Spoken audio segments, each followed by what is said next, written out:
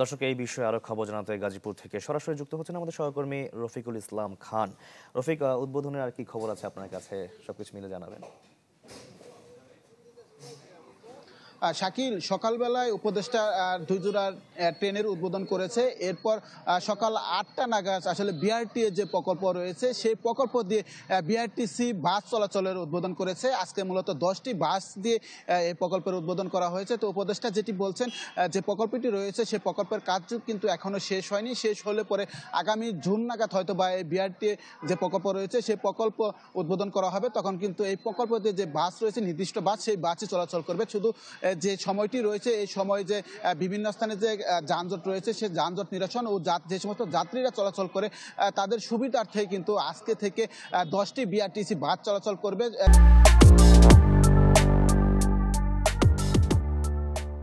শিববাড়ি থেকে গুলিস্তান পর্যন্ত, এবং সেই বাসের কিন্তু ভাড়া নির্ধারণ করা হয়েছে 140 টাকা, এবং যারা এয়ারপোর্টে নামবেন তাদের কিন্তু 70 টাকা ভাড়া দিতে হবে।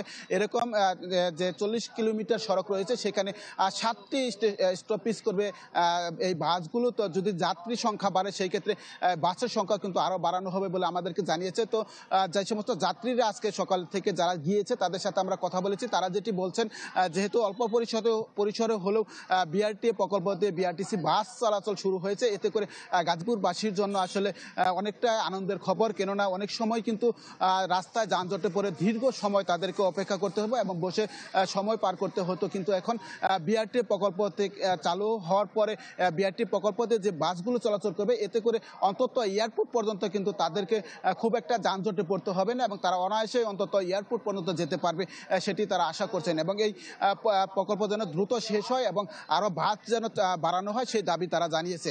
তো এখন পর্যন্ত এখান থেকে এই ছিল সর্বশেষ খবর। শাকিল।